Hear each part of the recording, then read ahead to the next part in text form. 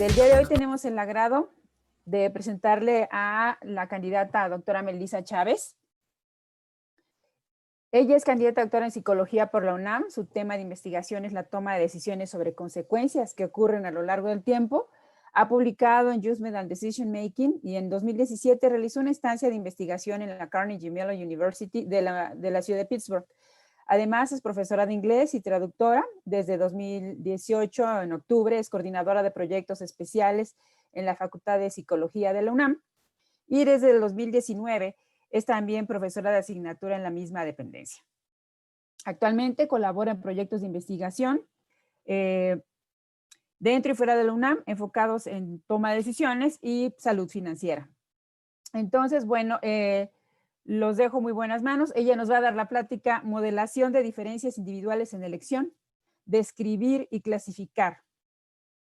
Creo que es una plática muy interesante y pues atentos. Adelante.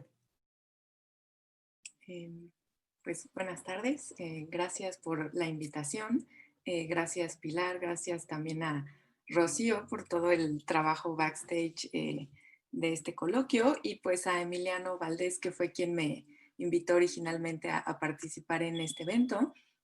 Para mí es un gusto poder acompañarles el día de hoy y pues bueno, como ya escucharon, yo no soy propiamente ¿no? Científico de datos.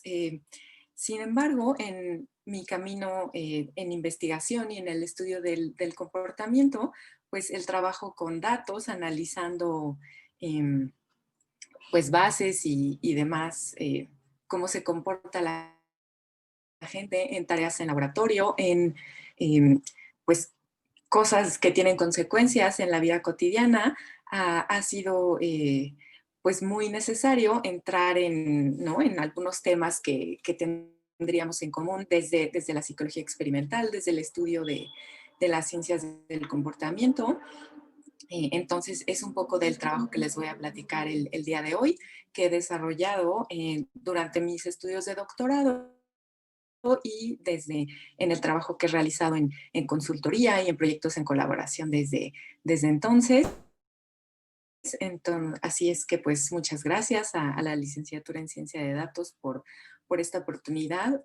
Creo que estos espacios son muy enriquecedores y que también permiten la vinculación, ¿no? Que a veces en una institución tan grande como la UNAM se pierde un poco el qué hacemos en distintos lugares.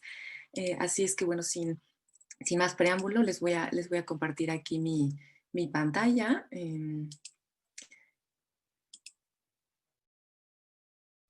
Entonces, bueno, el título de esta ponencia es, ¿no? Como ya lo mencionó Pilar, modelamiento de diferencias individuales en elección, describir y clasificar, ¿no?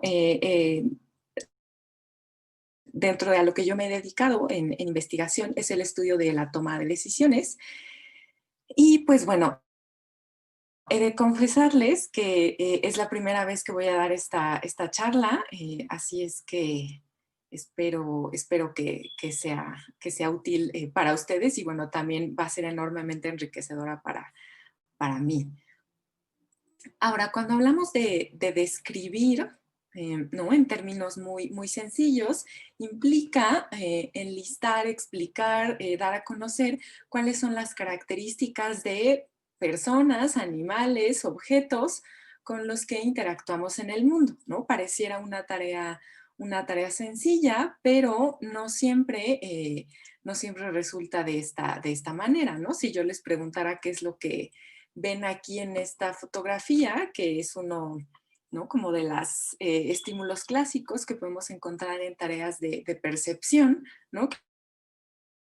Disciplina científica, puede ser que algunos de ustedes comentaran que ven un jarrón blanco en un fondo negro, ¿no? Y si no lo habían visto, es probable que ahora que ya se los dije, pues puedan visualizarlo, ¿no? Mientras que otras personas podrían haberme dicho de inicio que veían a dos personas, ¿no? Con un fondo blanco que están viéndose una a la otra de frente, ¿no? Entonces, esto nos indica que el poder describir qué es lo que vemos, qué es lo que estamos percibiendo, pues tiene un elemento de perspectiva, de elaboración de creencias, expectativas, y que no necesariamente todos compartimos un mismo punto de partida, ¿no? Y esto es ¿no? relevante más allá de la anécdota porque eso puede llevarnos a decisiones distintas, ¿no? Cuando hablamos de clasificar, que es como otra de las palabras clave del título de la ponencia, estamos haciendo referencia a ordenar un conjunto de elementos, de cosas, personas, nuevamente, que existen en el mundo a partir de un criterio determinado. Ahora, este criterio puede ser algo que cada persona establezca o que alguien más ¿no? lo establezca. Y entonces, bueno, ¿quién, ¿no? ¿De dónde viene este criterio? Si tengo más de un criterio, ¿cuál es el que gana? Todas estas son preguntas que han permeado al estudio de la categorización, ¿no? Que también es algo de gran interés para los psicólogos. Y entonces, ¿cómo establecemos que una cosa es algo y no es otra cosa? Aunque se parezca mucho. Ajá, esto desde el punto de vista de investigación es interesante porque ¿no? Al categorizar personas, al categorizar objetos y demás, pues bueno, como ya lo mencioné, esto lleva a toma de decisiones diferentes y desde el punto de vista de investigación me gustaría llamar su atención a la lámina que pueden ustedes ver aquí, que es extraída de un estudio clásico de Amos Tversky, que es uno de los grandes de la psicología de la toma de decisiones y que, así como nota al pie de página, es coeditor del Handbook de Psicología Matemática, ¿no? Que también es uno de los textos clásicos en el área. En esta investigación, lo que tenían que hacer los participantes era considerando la cara, el rostro que está con la letra A en la parte de arriba de la lámina, tenían que especificar cuál de los tres rostros de la parte de abajo era más similar al estímulo A. Entonces, como pueden ustedes ver ahí en la figura, se divide ¿no? Tanto en el que está del lado izquierdo como en el que está del lado derecho, es más o menos el mismo porcentaje y una menor cantidad de personas especifica que se parece al estímulo P, que es el que está en medio.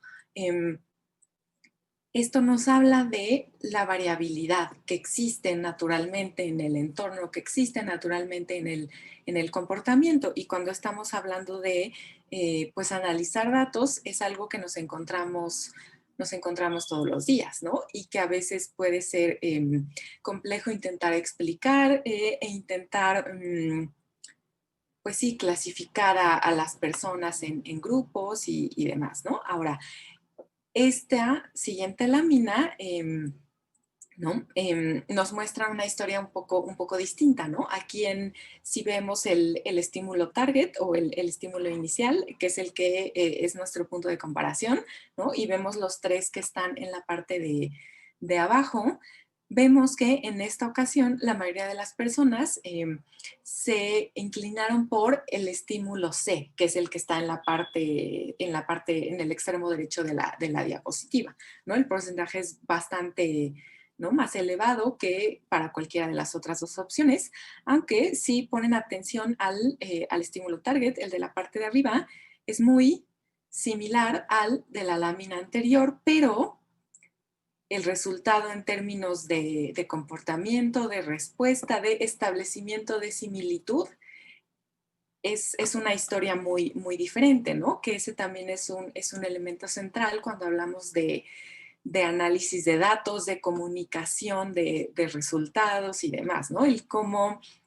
contamos la historia es en gran medida parte de lo que se trata cuando hablamos de ciencia de datos. Entonces, ¿no? Como que solo un pequeño apunte para, digamos, enfatizar la idea de que la variabilidad en el comportamiento es algo muy presente y que a veces no tiene que ver con grandes cambios, ¿no? O grandes diferencias que existen en este mundo polarizado en el que vivimos, sino en pequeños detalles, ¿no? Como pueden ustedes ver en el estímulo A de esta lámina, y el estímulo target nuevamente de esta otra lámina, ¿no? Es una diferencia muy, muy sutil, pero que lleva a una tasa de respuesta muy, muy distinta. Ahora, otras de las cuestiones que están vinculadas a diferencias en comportamiento y toma de decisiones, como hemos podido ver en todos estos meses de realidad alterna en el que hemos vivido, es como a veces nuestras creencias, nuestros puntos de vista, etcétera, pues influyen en qué tanto acatamos ciertas medidas que se nos presentan como ¿no? Algo que puede prevenir que tengamos, ¿no? que nos enfermemos y demás. Este es un estudio que se acaba de publicar recientemente en Nature y que toma como dato cuáles y se hace es un estudio a nivel condado en Estados Unidos. Y entonces, ¿cuáles son los condados en donde en la elección presidencial de 2016 el Trump llevó la delantera y cuáles eran los condados en los que Hillary Clinton, digamos, llevó la delantera o ganó esos condados? Y entonces, ¿cómo eso hace una sutil diferencia en la inclinación de las personas para acatar las medidas ¿no? de confinamiento? Y entonces, pues, sí, no es trivial, ¿no? Como a veces ciertas diferencias en creencias pues nos llevan a comportamientos que tienen ciertas similitudes, ¿no? Porque como pueden ustedes ver las dos, ¿no? Tanto en ambos gráficos,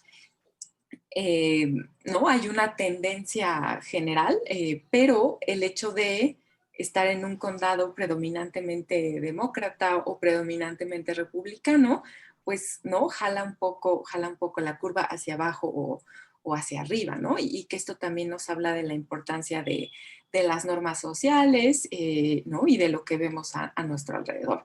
Entonces, pues bueno, el asunto de describir, de clasificar, pues es pertinente para la academia, pero también fuera de ella, ¿no? Ahora, el tema que yo he explorado en mi trayectoria en investigación tiene que ver con un tipo de decisiones que pues están presentes todos los días en nuestra vida, ¿no? Y son aquellas que implican costos y beneficios que ocurren a lo largo del tiempo, ¿no? Solamente si yo ahorro hoy, pues eso evidentemente tiene una consecuencia para mí hoy, porque tengo menos dinero disponible para gastar en este momento, pero también pues va a tener un efecto sobre mi vida, sobre mi bienestar más adelante, ¿no? Si estoy metiendo dinero para un fondo de emergencia, pues entonces cuando ese momento llegue, pues estaré un poco mejor preparada, tendré un cierto colchón, ¿no? En el mismo sentido,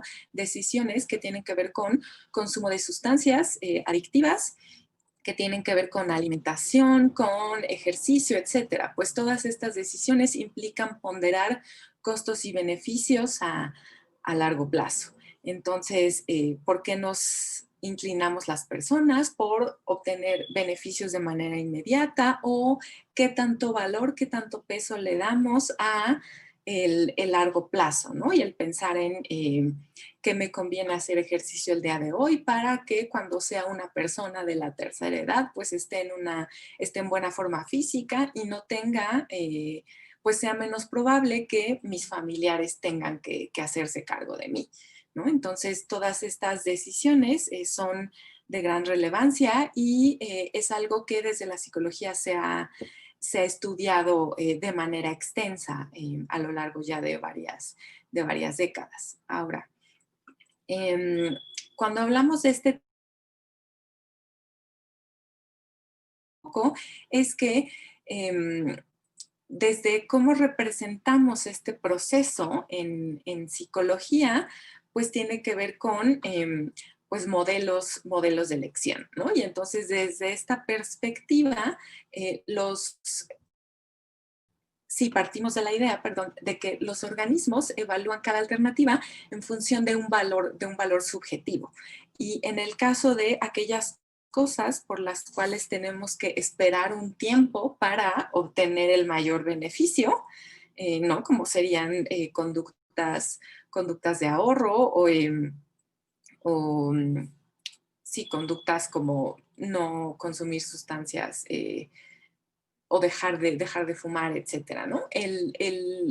Esto está determinado por tanto, pues, cuánto voy a ganar y cuánto tiempo tengo que esperar para obtener esa ganancia, ¿no? Entonces, es una ecuación que, digamos, considera estos dos aspectos y si bien se han propuesto diversas funciones matemáticas para dar cuenta de este cambio en el valor con el paso del tiempo, la que se utiliza más es la función hiperbólica, que tiene un parámetro libre, un parámetro de descuento, que es la letra K en la ecuación que ustedes pueden ver ahí, y que se atribuye a Mazur, aunque, no, si, aunque puede rastrearse al trabajo de Chung y Herrnstein, que con palomas, ¿no? Entonces es interesante cómo, ¿no? Ahora hablamos de comportamiento de personas y que si ahorro y que ejercicio, etcétera,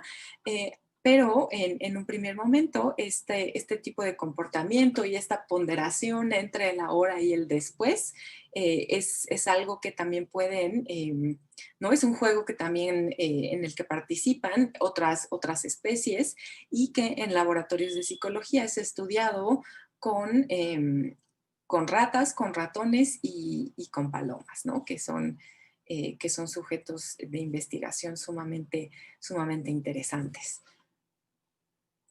Ahora, pues ya les mencioné un poco de qué va el asunto de la elección intertemporal, ¿no? Y de cómo se ha conceptualizado en términos teóricos.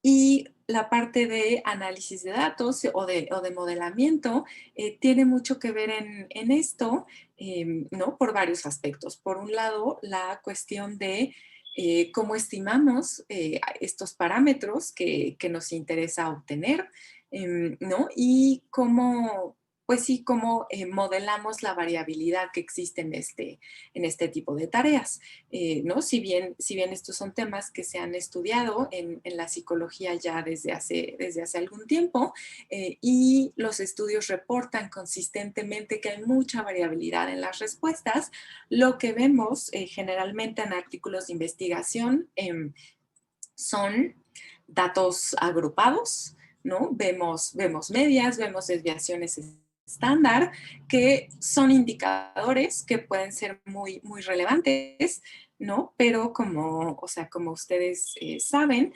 implica que ciertos supuestos, ¿no? Sobre la distribución de los datos tienen que ser ciertos para que la media y la desviación estándar sean indicadores útiles o pertinentes, y entonces, ¿no? Nosotros nos preguntamos en el laboratorio en el que yo realicé mis estudios de doctorado, bueno, ¿qué podemos aportar al área con las herramientas con las que nosotros contamos, ¿no? Y entonces, pues bueno, todo lo que les voy a platicar a continuación tiene que ver con este trabajo que fue, como ya lo mencionó Pilar al inicio, fue publicado en Judgment and Decision Making. Entonces, ay, me estoy yendo para el otro lado, disculpen. Otra de las ¿no? cuestiones que me faltó mencionar hace un momento es que con personas, con seres humanos, esto se ha explorado de distintas maneras en tareas de laboratorio.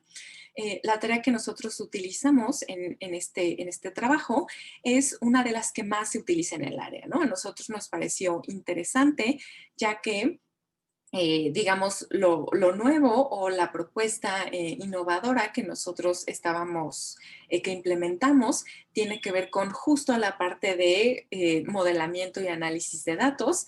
Nos pareció interesante hacer, sí, un poco el contraste con, ¿no? O quedarnos con tareas que son muy utilizadas en el área, ¿no? Y que pudieran ser un referente para nuestros colegas, ¿no? En vez de pensar en proponer una tarea distinta. Decidimos utilizar esta tarea propuesta en 1999 y que es muy utilizada en el área porque, entre otras cosas, son 27 preguntas y entonces es una tarea que implica 27 preguntas, que cada una tiene 2 opciones, entonces el participante lo único que tiene que decir es A o B en cada una de ellas. Entonces es sencilla de aplicar, ¿no? Tanto en un escenario de laboratorio como en un escenario a gran escala.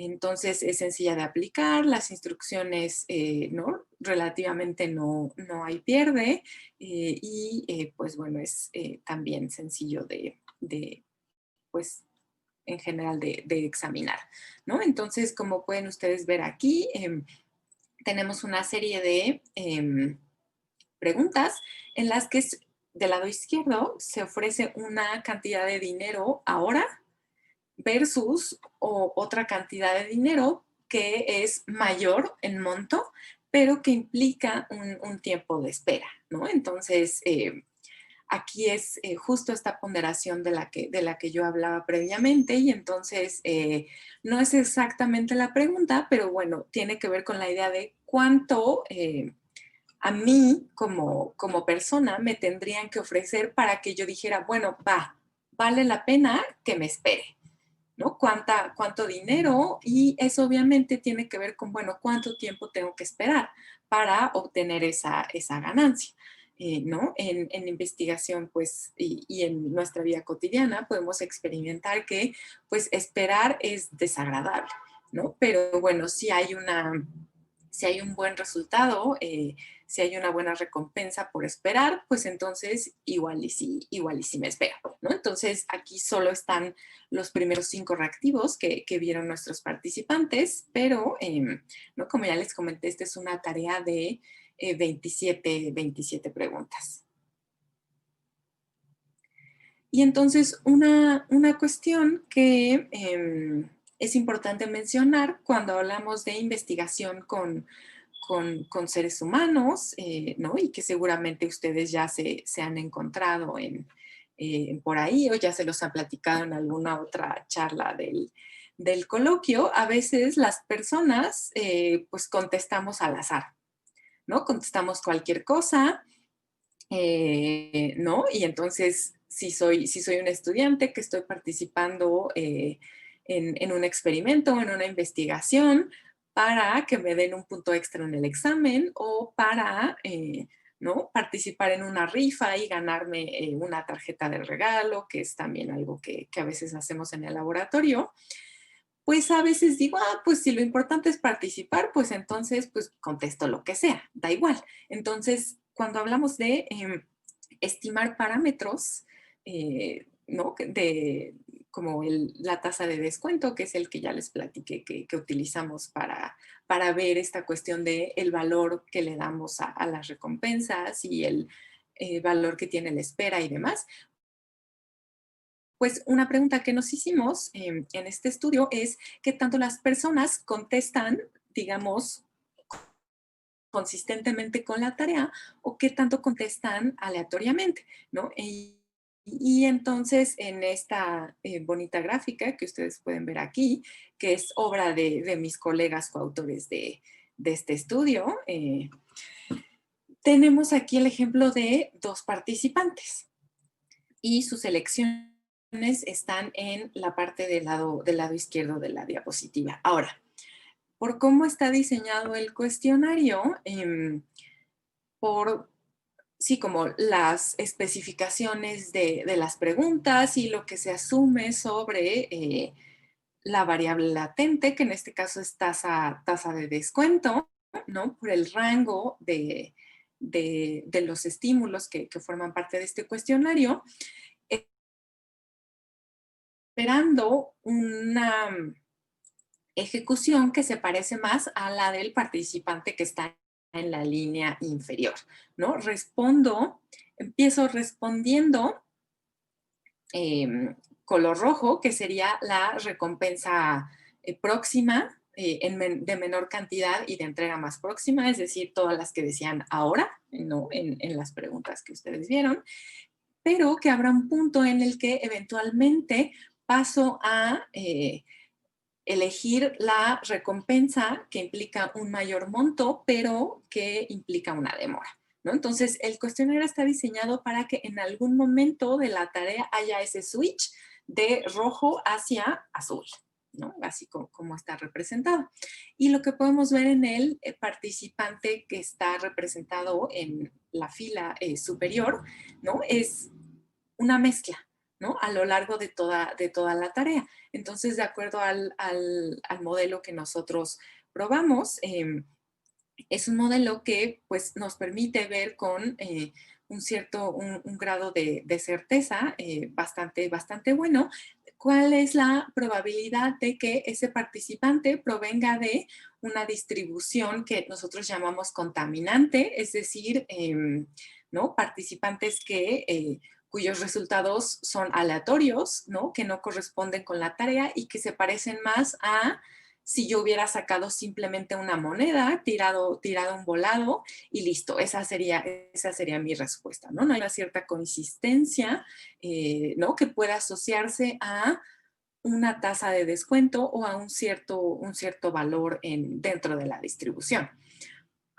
¿no? Por el contrario, como ustedes pueden ver, ¿no? En la parte intermedia, ahí tenemos la distribución posterior de tasa de descuento, es decir, lo que el modelo estima de más o menos dónde se ubica ese participante entre 0 y 0.3, que es el rango que abarca el cuestionario, ¿no? Y entonces ¿no? La inferencia acerca de si viene de una distribución contaminante, es decir, personas que respondieron al azar, o si viene de una distribución no contaminante, es decir, personas que respondieron, pues lo que esperaríamos que respondieran, de acuerdo a las características de la tarea, ¿no? Entonces, como ustedes pueden ver ahí, el participante de la fila superior, no hay certeza acerca de sus valores de tasa de descuento. Se infiere que es más probable que venga de una distribución contaminante, ¿no? Versus el participante de abajo, ¿no? Que sí hay el valor está mucho más acotado respecto a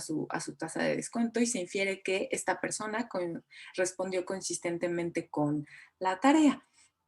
Ahora, aproximadamente el 8% identificamos que el 8.5% de las personas que participaron en este estudio respondieron de manera aleatoria. Entonces, pues no son muchísimas, lo cual habla bien ¿no? de nuestros participantes, pero estas personas fueron eliminadas de los análisis posteriores, ¿no? Porque como ustedes saben, sí tenemos gente que está respondiendo lo que no, pues eso nos puede llevar a conclusiones inadecuadas sobre el proceso que estamos estudiando. Ahora, la siguiente pregunta que nos hicimos examinando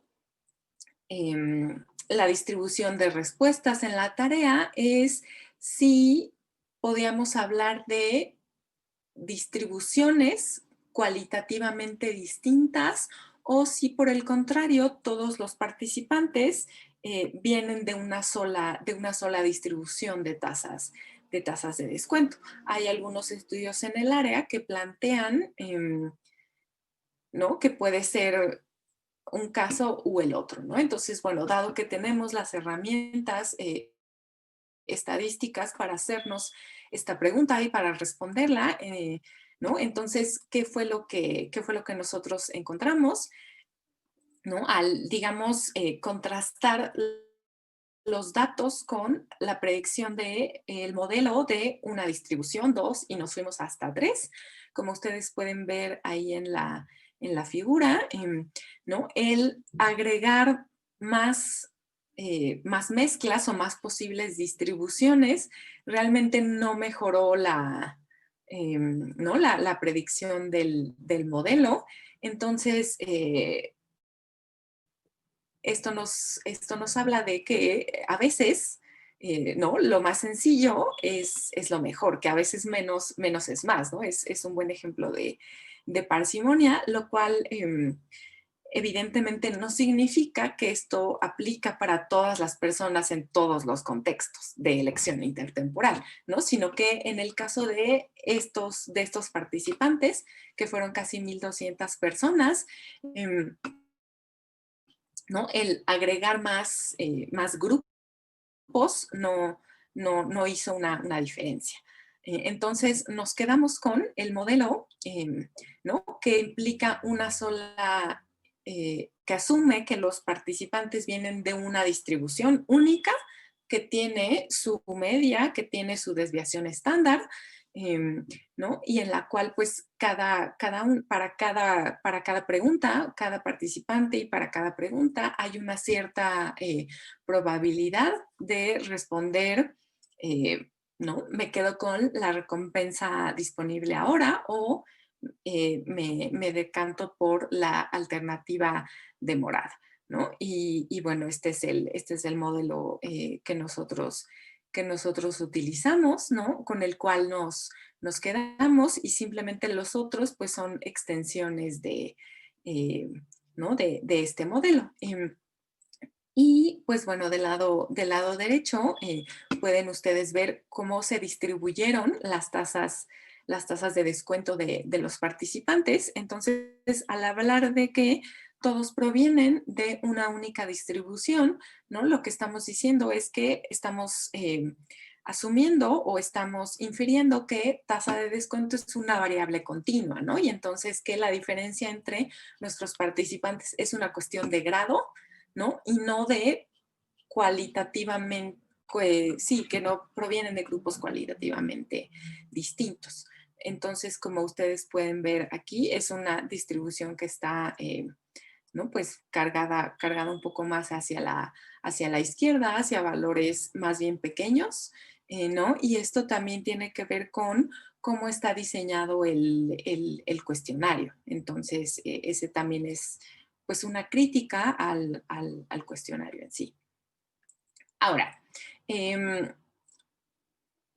el título de la ponencia es Diferencias individuales, ¿no? Y entonces, cuando estamos hablando de analizar el comportamiento, ¿no? Y de analizar datos, muchas veces nos vamos por la parte grupal, ¿no? Para resumir y etcétera, pero es importante no dejar de lado cómo se ven, ¿no? Cómo se ven los participantes individuales, ¿no? Y entonces en el laboratorio eso es algo que generalmente procuramos hacer, ¿no? Si vamos a analizar a nivel grupal, no perder de vista el nivel individual. Entonces aquí, ¿no? Mostramos cuál fue el comportamiento, cuáles fueron las respuestas de tres participantes, ¿no? Y entonces aquí se ve lo que les comentaba hace un par de diapositivas, ¿no? De acuerdo al diseño, a cómo está diseñado el cuestionario, pasamos de rojo a eventualmente responder en azul, o eso es lo que hace la mayoría de las personas, ¿no? Y evidentemente, como ustedes pueden sospechar, si hubiese alguien que responde rojo, rojo, rojo a las 27 preguntas o azul, azul, azul a todas, pues eso evidentemente no nos da información suficiente para estimar el valor de tasa de descuento, ¿no? Lo cual es una lástima, pero bueno, sí puede haber de repente participantes así que no tengan variabilidad en su comportamiento y entonces pues, ¿no? A la hora de estimar, pues decimos, chin, pues ya no sé aquí qué pasó. Entonces, ¿no? El participante que está en la fila de hasta abajo, ¿no? Vemos que tiene un mayor predominio de respuestas que implican que le da más valor al presente, a la hora, ¿no? Y eso se traduce en una tasa de descuento que tiende hacia valores altos, ¿no? Valores altos en K, y eso implica que aquellas cosas por las que tiene que podemos observar en la función de descuento que está en el extremo derecho de la diapositiva, ¿no? El participante que está en la fila de en medio tiene aproximadamente, ¿no?, la mitad de respuestas en rojo y la mitad en azul, y es donde se ubica su distribución posterior de tasa de descuento. Y por último, el participante que está en la fila superior tiende a elegir un mayor número de respuestas ¿no?, que implican que prefiere aquello que es de mayor monto y que implica un tiempo de espera. Y eso se traduce en una tasa de descuento que tiene valores bajos, y esto implica que las cosas por las que tiene que esperar pues no van a perder tanto valor, ¿no?, si lo contrastamos con los otros dos participantes. Entonces, ¿no? Y esto, sí, ¿no? Como que nosotros lo interpretamos, ¿no? O esto nos permite ver cuál es la variabilidad que existe en el comportamiento de nuestros participantes, y que esto lo pudimos describir con una variable continua, si bien hay ciertas, ¿no?, discrepancias a nivel, pues, de comportamiento que se traducen en inferencias diferentes por parte del modelo. Ahora, ¿qué fue lo que, digamos, concluimos, o cuáles son los aprendizajes que nos dejó este estudio, ¿no? Por un lado, la importancia de detectar aquellas personas que están respondiendo cualquier otra cosa, menos lo que yo les pregunté, ¿no? Y que podrían llevarnos a conclusiones inadecuadas sobre lo que nosotros, pues, estamos estudiando. Otra cosa que aprendimos, ¿no?, y que desde entonces ha sido cada vez más reportado en la literatura, y hay recientemente más ejemplos de esto, de cómo estos métodos bayesianos de inferencia pueden ser enormemente útiles para modelar las diferencias individuales en tareas de elección intertemporal, que ha sido uno de los desafíos del área, ¿no? De repente sí, cómo lidiamos con esto, y cómo sacamos conclusiones al respecto de este fenómeno, que tiene que ver con muchas decisiones de nuestra vida. Y otra de las, ¿no?, otro de los mensajes que podemos sacar de ese estudio es que el parámetro tasa de descuento que a nosotros nos interesó estimar, ¿no?, usando estos métodos pudimos llegar a hacerlo y estimar no solamente cuál es, sí, a nivel individual, hacer una estimación a nivel individual, sino también a nivel grupal, ¿no? Y no solamente quedarnos en estimadores puntuales, sino hablar de distribuciones, ¿no? Distribuciones posteriores, y tomar en cuenta la información de todos los participantes, que esto es algo que no es lo usual en el área, ¿no? Entonces a nosotros pues nos sentimos muy contentos de poder pues haber hecho ¿no?, haber hecho esta contribución, y que pues desde entonces ha tenido pues o sea, un cierto impacto, y ha sido retomado en estudios posteriores. Ahora, creo que ya para ir cerrando esta presentación, ¿no?, tal vez todo esto que les he platicado el día de hoy puede sonar como muy académico, y bueno, esto que tiene que ver con ciencia de datos a nivel industrial, ¿no? Yo hice, previa a esta presentación, hice un pequeño muestreo de otras de las charlas de este coloquio, y pues, bueno, me encontré algunas que son muy técnicas, otras que hablaban de la parte de comunicación, de la importancia de comunicación, de algunos de los desafíos que se pueden encontrar ¿no?, en el mundo de la ciencia de datos a nivel pues, de industria. Y entonces, bueno, algunas de las cosas que vale la pena, creo que destacar de esto, y que me gustaría ¿no?, que ustedes, estudiantes de la licenciatura, se llevaran el día de hoy, ¿no? Y que escuché en una de las charlas del coloquio, es que a diferencia de un interés académico como el que nosotros teníamos en este estudio, nos interesaba la parte de la precisión del modelo, ¿no? Que tanto el modelo se ajustaba y que también podría predecir lo que los participantes hicieron durante la tarea, ¿no? En contraste, cuando hablamos de algoritmos para un negocio, pues lo importante es qué efecto tienen en el negocio, no tanto sí como el detalle de precisión, ¿no? Aunque evidentemente algo que no es o sea, que no es preciso, que está muy lejos de eso, pues no va a ser bueno para el negocio. Entonces, ¿cómo ponderamos estas dos cuestiones? Pues creo que es un desafío interesante para la ciencia de datos. Otra de las cosas, ¿no?, que es muy importante destacar es pues conocer de dónde vienen los datos, cómo se originaron. En nuestro caso, esto tuvo que ver con conocer pues no solamente la literatura especializada, sino ponernos a analizar las características del cuestionario, ver cuáles eran sus alcances, sus limitaciones y cómo podíamos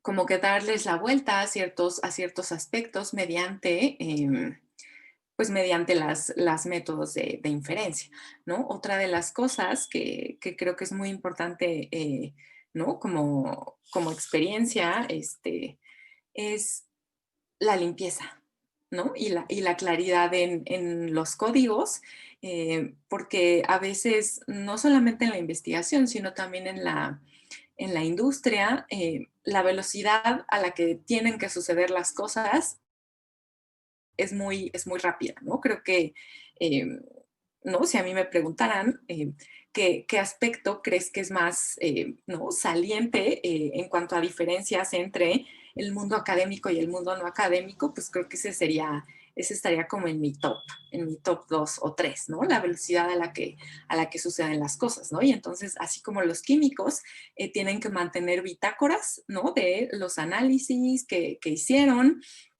en el laboratorio, de qué hicieron, cómo lo hicieron, cuándo, etcétera, de manera que uno pueda regresar y ver cómo, ¿esto qué? ¿Cómo estuvo?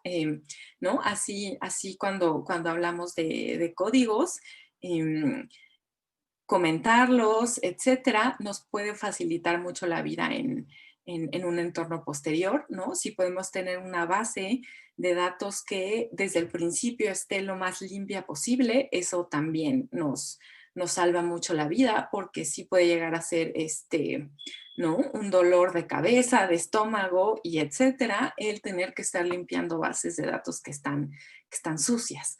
¿No? Entonces, pues sí podemos cuidar eso desde el principio. Creo que eso nos ayuda bastante a la hora de pues jugar en entornos que son altamente cambiantes y volátiles, ¿no? Y eso, o sea, cuando trabajamos con clientes que, ¿no?, de repente nos cambian la jugada o que de repente resulta que esto urge para ayer, ¿no? Y me lo acaba de decir hace 5 minutos. Entonces, pues bueno, todos son aspectos que uno va a veces aprendiendo sobre la marcha, ¿no? Pero que sí es importante cuidar. Y bueno, por último, ¿no?, mucho a veces cuando hablamos de ciencia de datos, y de hacer inferencia con ellos, etcétera, pues es cuáles son los alcances y las limitaciones de lo que estamos nosotros diciendo y comunicarlo adecuadamente, ¿no? Eso creo que es una parte muy importante del juego y que pues va, digamos, va en otra ventanilla distinta a los aspectos meramente técnicos de aprender software especializado, ¿no? Que seguramente ustedes pues hacen todos los días, ¿no? Pero bueno, también el cómo comunicarlo adecuadamente, no solamente de manera visual con gráficos, ¿no? Como los que yo les mostré en esta presentación, sino a nivel de discurso, ¿no? A quién nos estamos dirigiendo, cómo lo hacemos, a veces, ¿no?, tiene mucho más impacto que pues sí, la parte técnica. Y entonces, pues yo el día de hoy les el trabajo que hicimos en ¿no? Para este proyecto. Y modelar es algo que es parte del día a día de la psicología experimental, ¿no? Y de las ciencias cognitivas.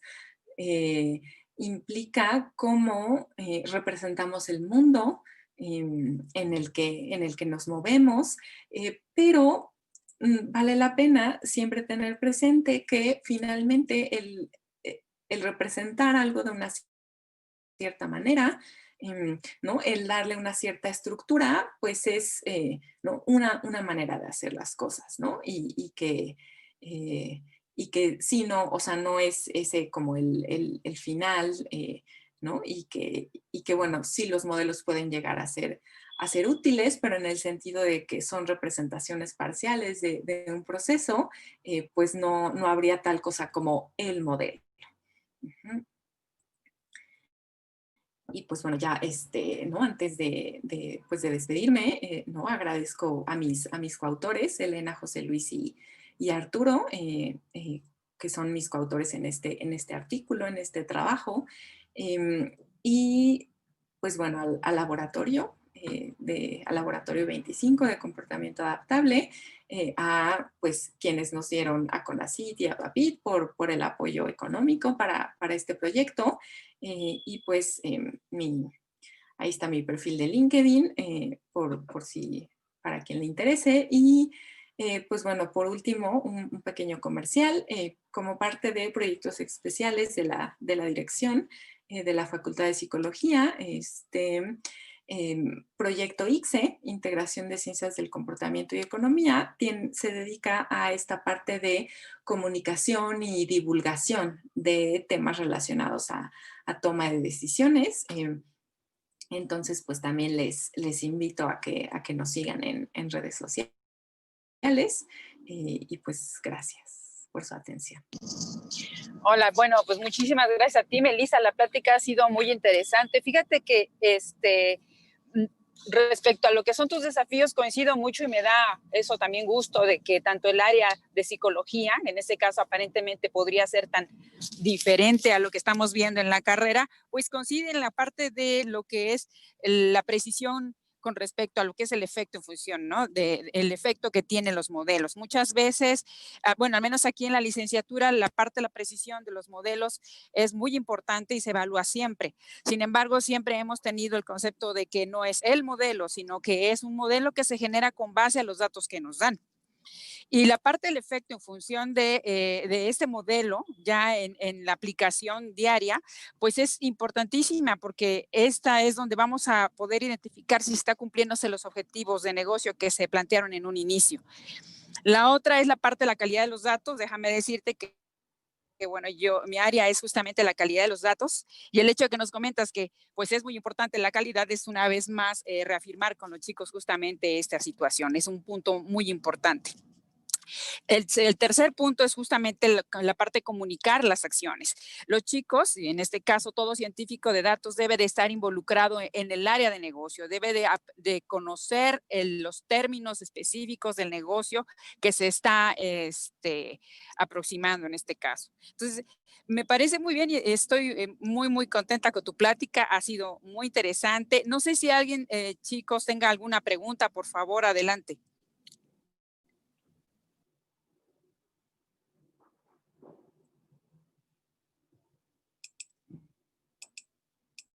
Sí, creo que no, es pues muy grato encontrar que hay bastantes puntos en común.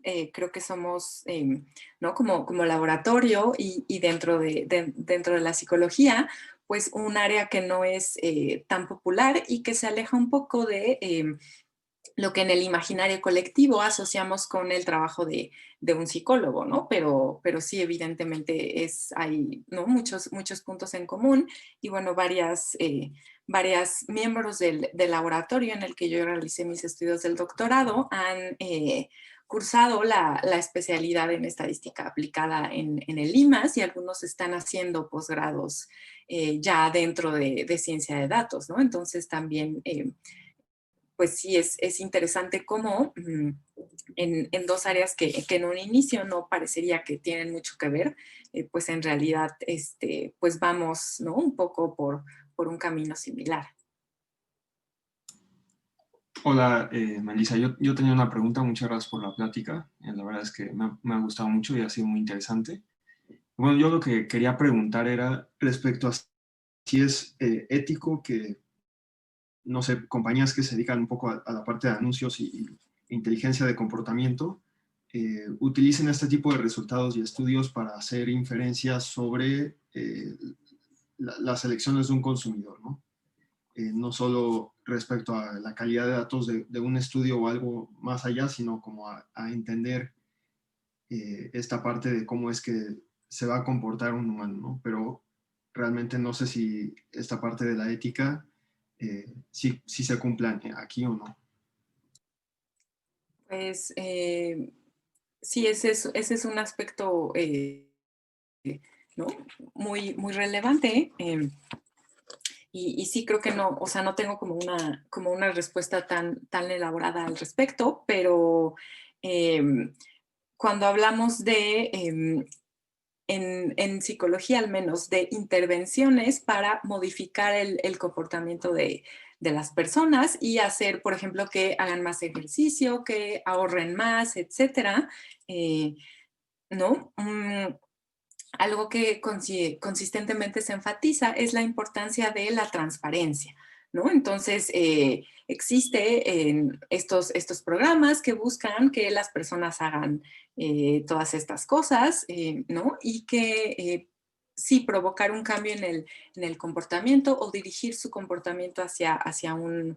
sí, como hacia un camino específico, pero que haya transparencia respecto a cuál es el objetivo y que no haya así por ahí una agenda oculta y demás, sí es algo que es muy importante destacar, ¿no? Pero el predecir comportamiento es algo sumamente complejo, ¿no? En el mejor de los casos, creo que podemos hablar de probabilidades, ¿no? Pero sí el poder, ¿no? Decir como, si yo hago esto, va a pasar esto, no, creo que no estamos ahí, ¿no? Y ¿no? Retomando un poco lo que decía Pilar hace un momento, ¿no? El hablar de modelos y el hablar de tener más datos implica que pues vamos actualizando nuestras estimaciones constantemente, ¿no? Y que el mundo va cambiando y demás, y entonces en ese sentido sí es,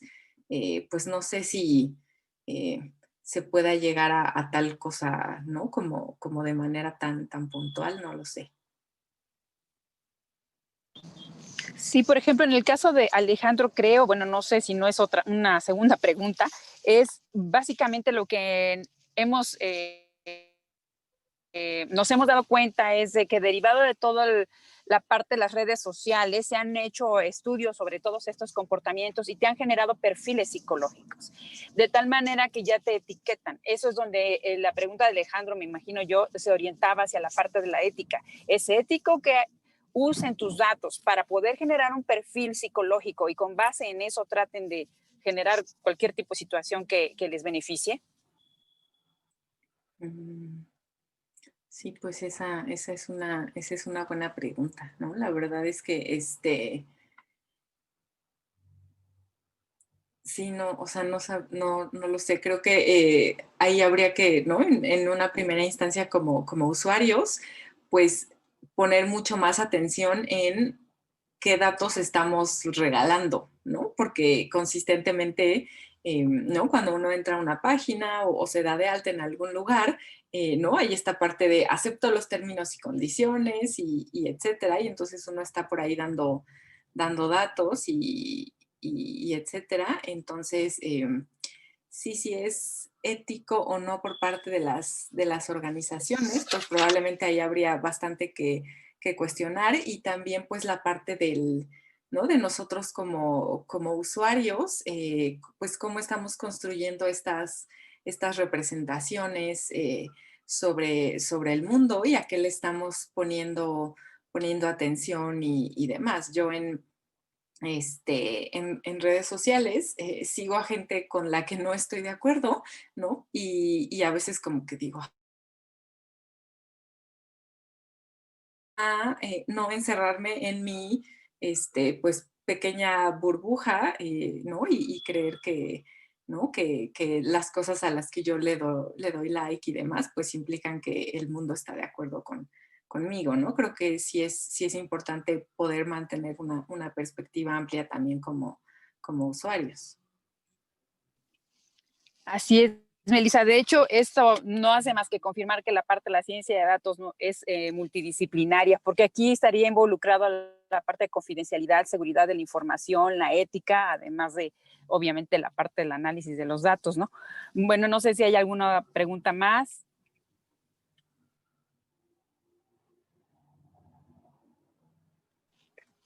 Bueno, pues damos por concluida la plática. Te agradezco muchísimo, Melissa, y pues muchísimas gracias a todos los asistentes. Nos estamos viendo el próximo año. Que tengan muy buen año, que esta situación de la pandemia termine pronto y podamos hacer nosotros el coloquio ya de manera presencial. Si no, pues aquí estamos a su disposición. Muchísimas gracias a todos. Hasta luego. Gracias. Hasta pronto.